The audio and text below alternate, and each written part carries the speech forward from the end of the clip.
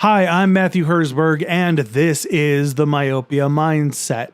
On this episode of the podcast, my guest is none other than Dr. Brianna Rhue, who is an absolute treasure for our industry. I met Brianna about 10 years ago at Vision by Design, her very first, when she first got into myopia management. And I got to be honest with you, I have been learning from her ever since. She has such a unique gift for refining her practice for success, figuring out what's working, what's not working, and then making the appropriate changes. She's going to talk with us about selling strategies, conversion rate, about becoming more parent and patient focused. The regular version of this episode is the first 30 minutes of that discussion. For our paid supporters of the Myopia Mindset, there's an extended version of this episode, which you can get by becoming a paid supporter at myopiamindset.substack.com. I hope you consider doing so. Thank you so much. Let's get to the episode.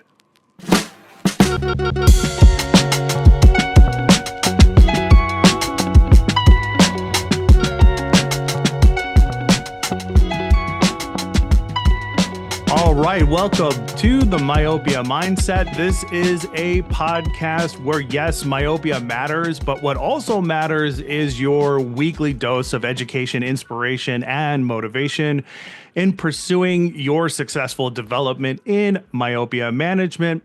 And my guest today is Dr. Brianna Rhue. She is a specialist in many disciplines at West Broward Eye Care, such as keratoconus, diabetic eye care, glaucoma, but what she's known best for is myopia management. She's a leader in our industry. She's a nationally recognized speaker. She's a dynamic orthokeratologist.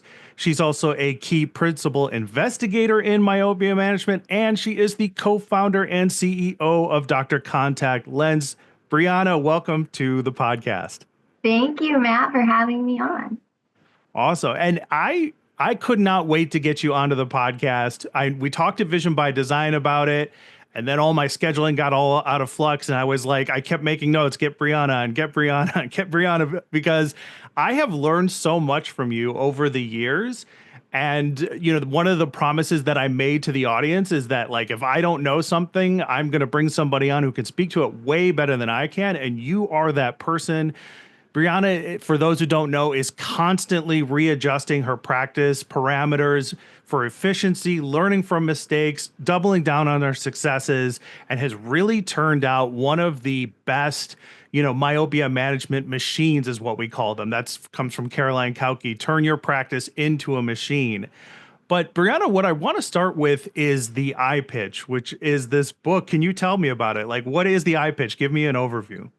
Yeah, so we're excited. We officially launched a book. It's more of a tool. Like, I know that we don't have a lot of readers out there, but that's one of the things is my gift is I really have picked up reading over the last probably 4 years or so in, gaining knowledge out of the exam room, looking at different perspectives. You'll see all these business books really have a common theme in them, which is your morning routine. What does that look like? And then really taking care of your own vision. And so our new little hashtag is live your vision. So it's funny, this myopia mindset, right? It's really all about mindset. And that's what this book really leads into. So I have a hole in my wall over here, my purple wall for Dr. Contact Lens, of me giving pitch after pitch to doctors in them just, speaking past one another, not really fully hearing one another.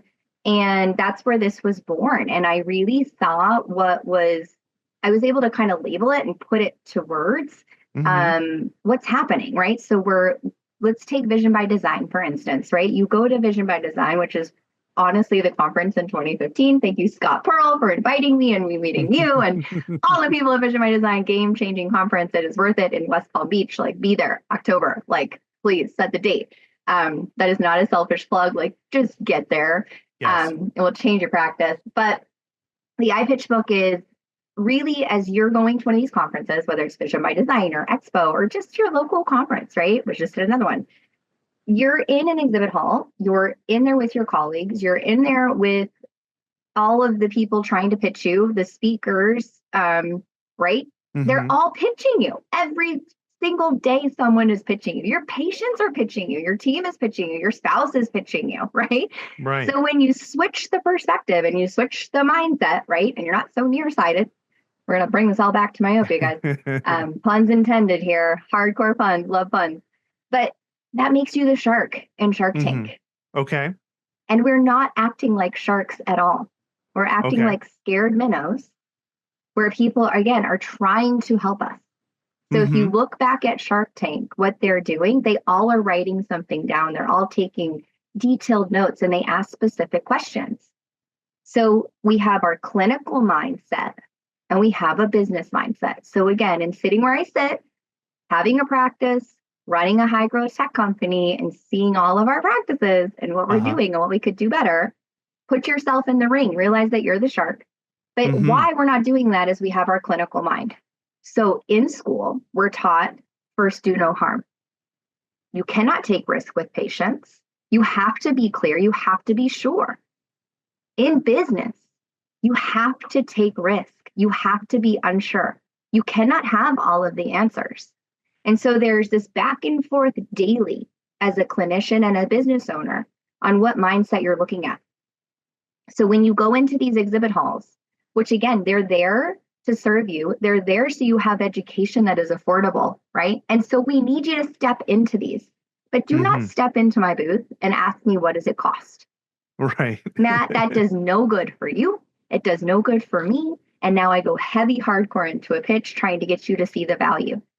And that's when you see people start talking back and forth, not good back and forth.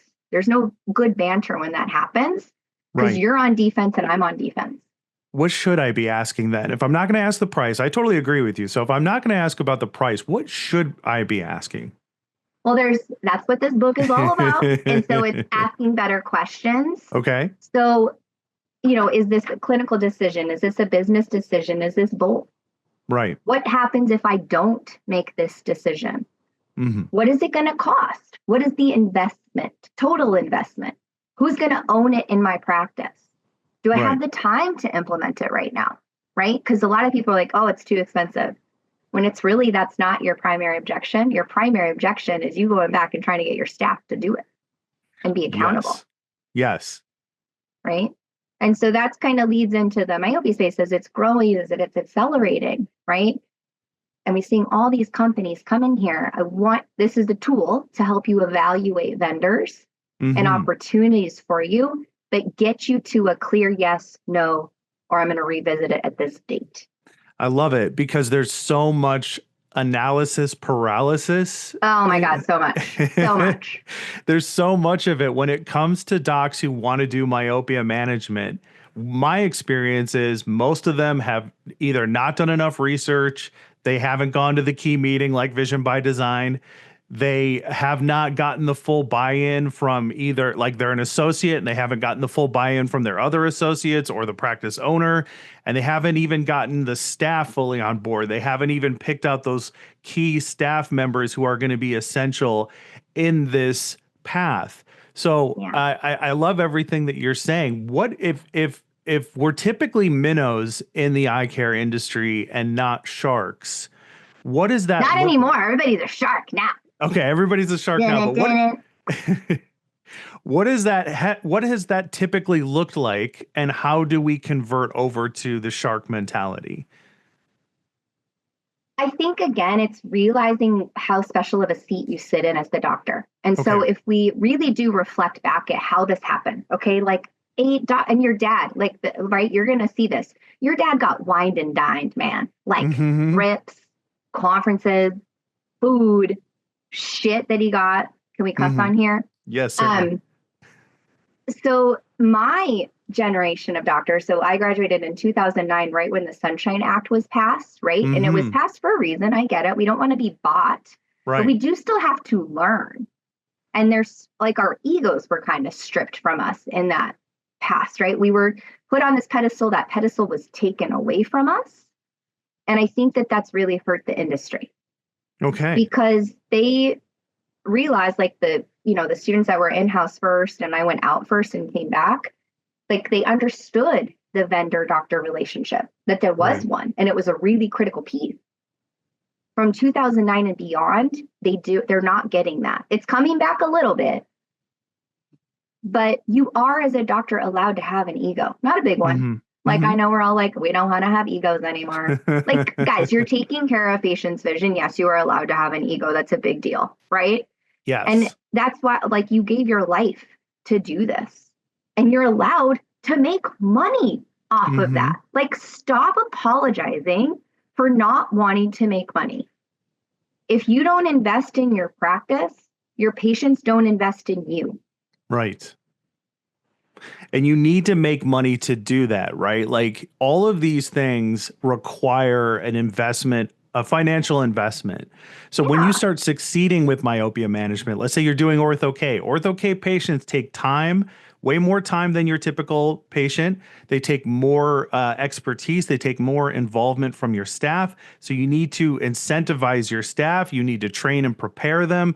You need to get that practice into a mode where it can handle these patients. And if you're undercharging for what you're doing, then you've already put yourself with a handicap, a roadblock in your path.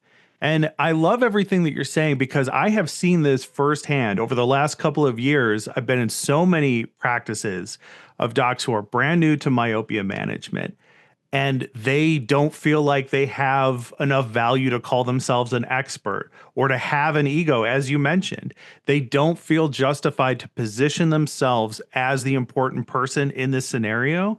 And I keep telling them over and over again, you have to find a way to be a step above, to have that ego, as you put it.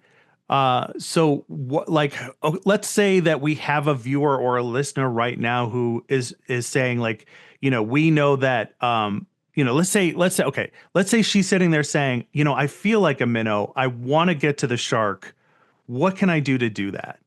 So what is your advice? This really is, What kind of is steps? shoulders back. Like, it's planting both feet on the ground, right? When you're talking to a patient, realizing they came there for you to solve a problem.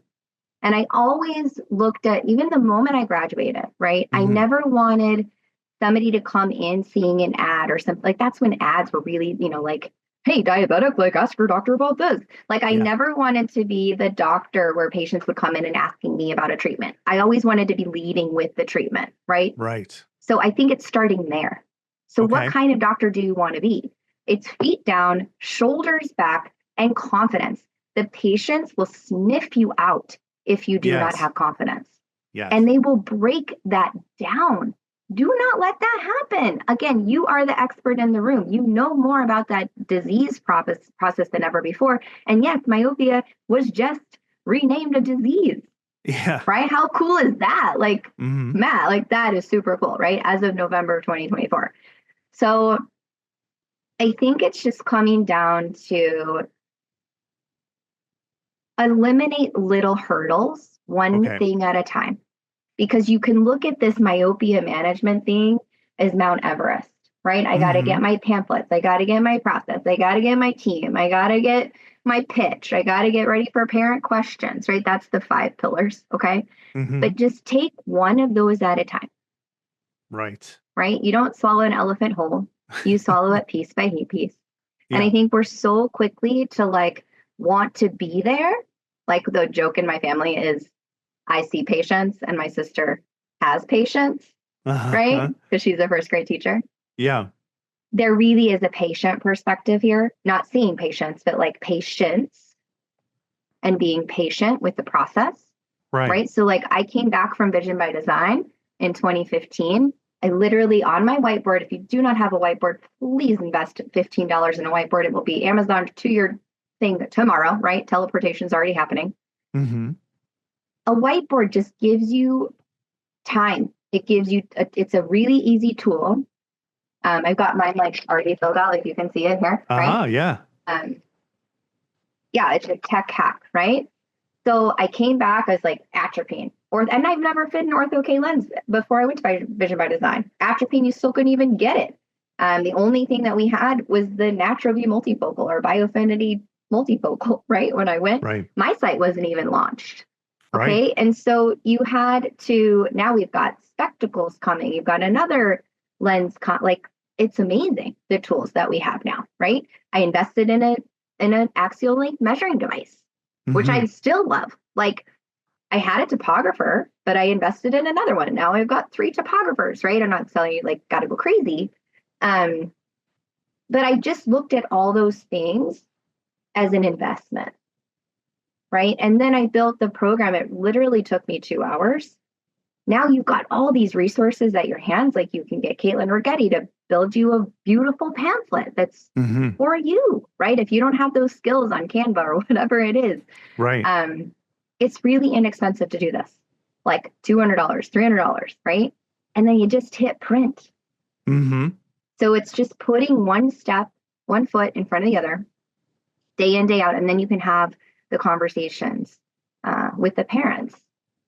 So, and that's the fun piece. Yeah.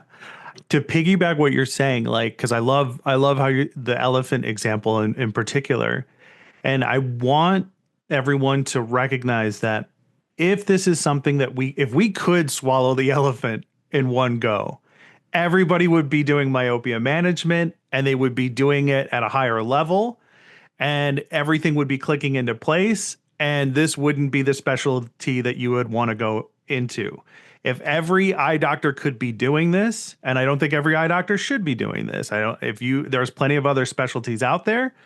Not every doctor, in my opinion, should do myopia management, but they should serve myopia management, take care of the patients, right? But if you could just swallow the elephant just like that, then this would be significantly less special than it is. It wouldn't require as much, and you wouldn't be in the position that you are. And I can't think of really anything in life that has value that you can get instantly without any work or any planning or any components or steps. So I love that, because the practices that I've been in, the doctors are looking at it from like, I got to swallow this whole elephant right now. And it's like, no, you just have to do these particular pieces. Do you have any advice for, because I've met this group so much more than the time of the private practice owner is waning for sure. Students are coming out of school saddled with debt, then they have to get into another practice as an associate. Or if they don't pursue a retail example, I've seen so many associate optometrists who they want to do myopia management, but in like the other associate doctors aren't into it, so they don't even talk about it, or the practice owner needs to be convinced, or they have a limited amount of time to work with a patient. Do you have any advice for them in order to, because you said like we're all being pitched on certain things, and I think it's important to recognize that the associate doctor who's interested in it but doesn't have the support is being constantly pitched that this is a bad idea and that it's not going to work for them. Do you have any advice in that particular aspect? Yeah, I've got 3 things here. One is, nothing worth doing is easy, right? Like, just realize that. Like, you're graduating. Again, I came out with a mound of debt. Went into a private practice not making much. But I found who became my partner, and then I now bought him out recently, right? We had an amazing partnership. He let me fly. He let me bring this stuff in because he saw that he wasn't passionate about it. He was passionate about something else, but then he nurtured my passion. And I had to show him that. I had to build confidence in him to build confidence in me. It's not the other way around, right? Right. No one starts, you've got it. Again, this comes down to confidence. Build that in yourself. Know what you're bringing to that practice, because as an associate, most likely you're like mine, you're getting paid on production. So do not come ask me for a raise. Your raise is your own. Your raise is your production.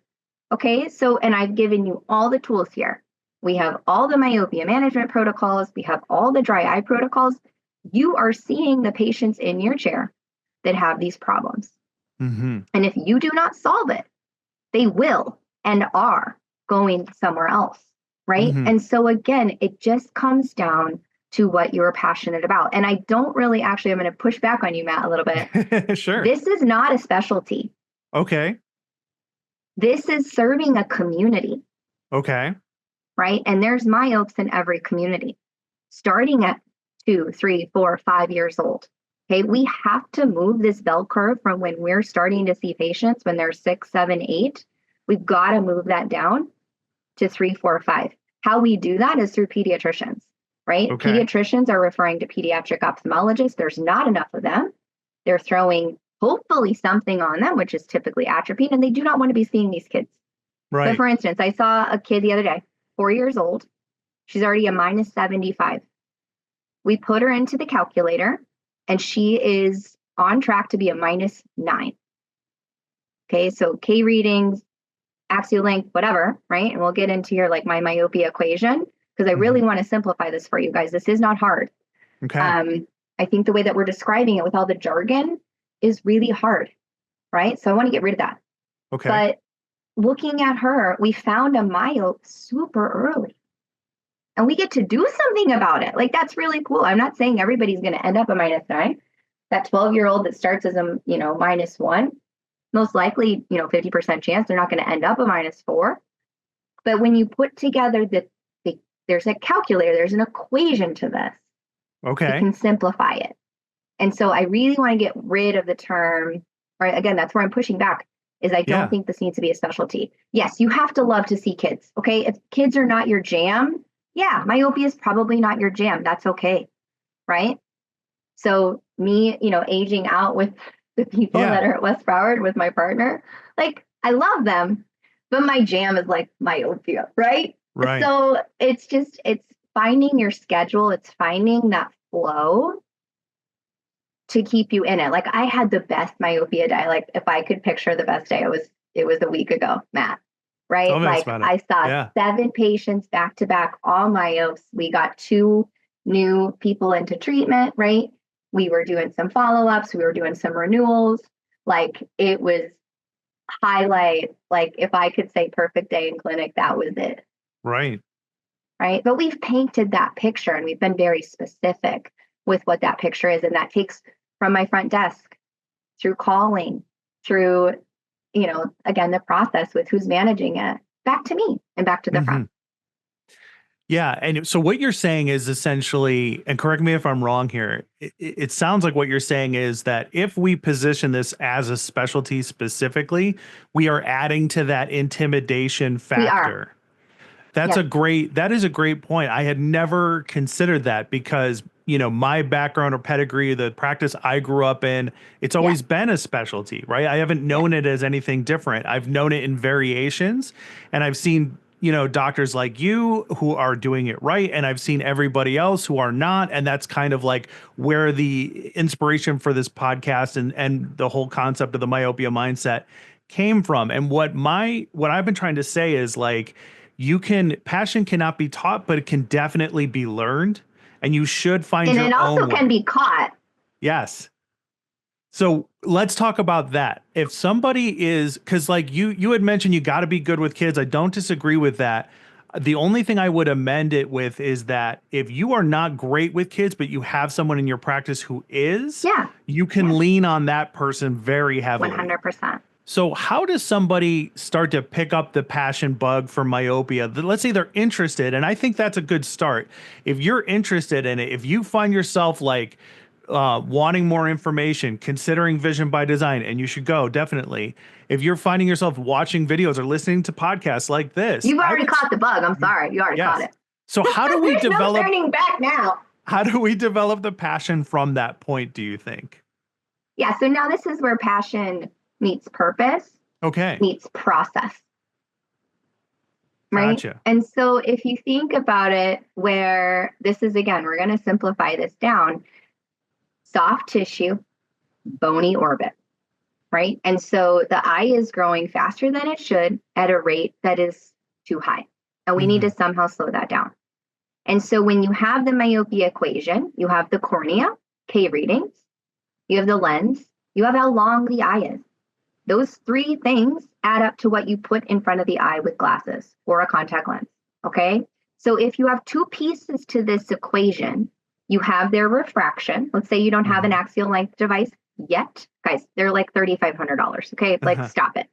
And I'll share with, like, I have 2 of them, and I share why I like one other than the other one, and it's going to go against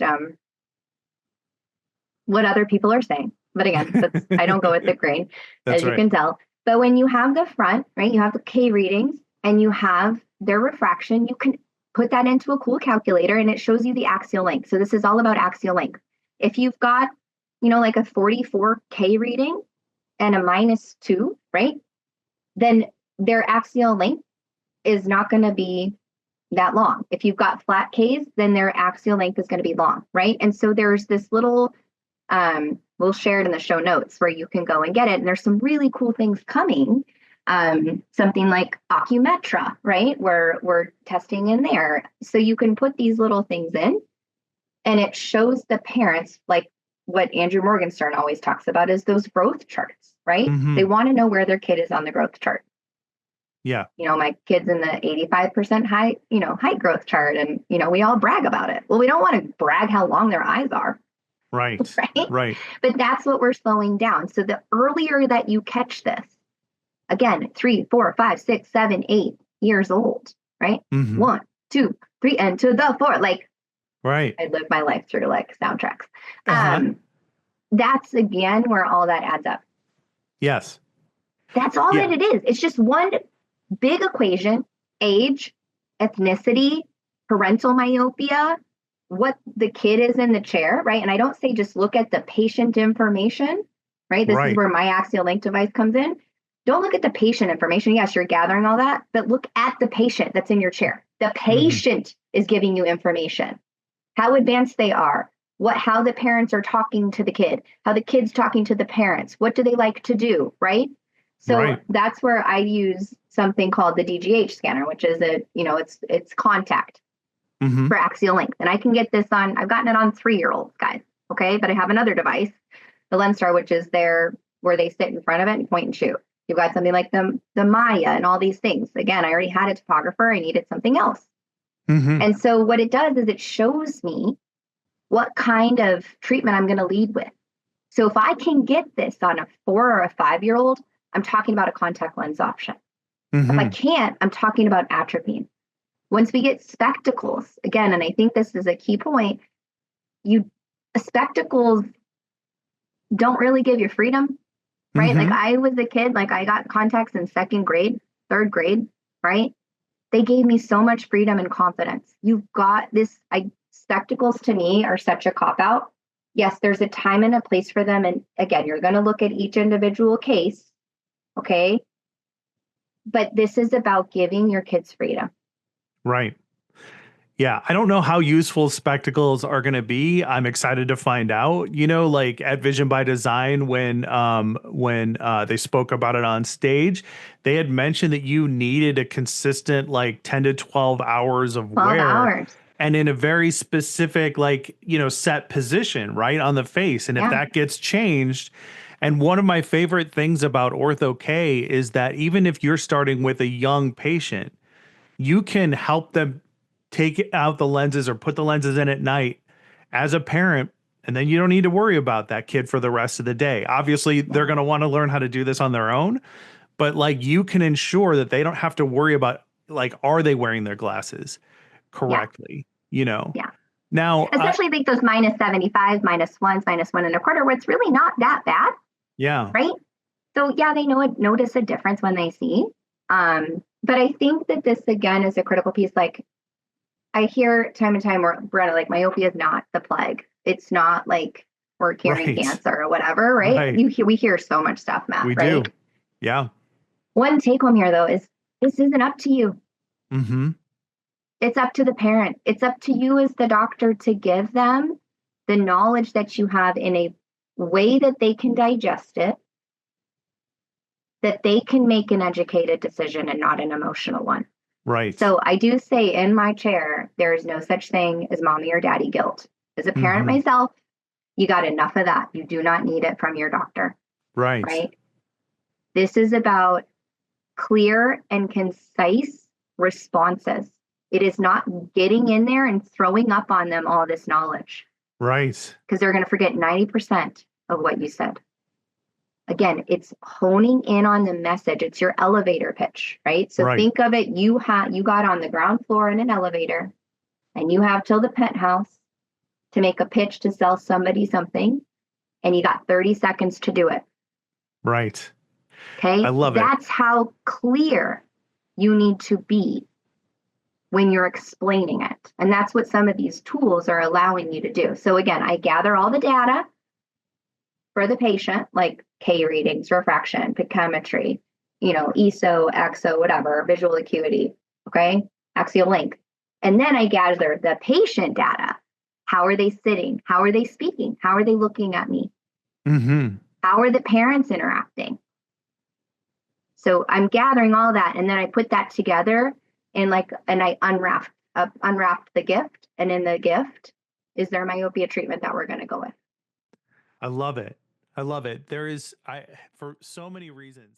All right, that's it for the first part of my discussion with Dr. Brianna Rhue. If you're interested in the rest of the discussion, an additional 30 minutes, why not become a paid supporter of the Myopia Mindset? I know you're interested. You've made it this far, and I really think you should consider becoming a paid supporter. It's basically $12 a month, which is the price of a cup of coffee each and every week. And if you would buy me a cup of coffee to have amazing guests like Brianna on to discuss myopia management, if you believe in what we're doing, if you want to support my mission to get the word out and motivate, inspire, and educate a new generation of myopia management doctors, then please consider becoming a paid supporter of the Myopia Mindset. You could do so by going to myopiamindset.substack.com. And thank you so much. We'll see you at the next one.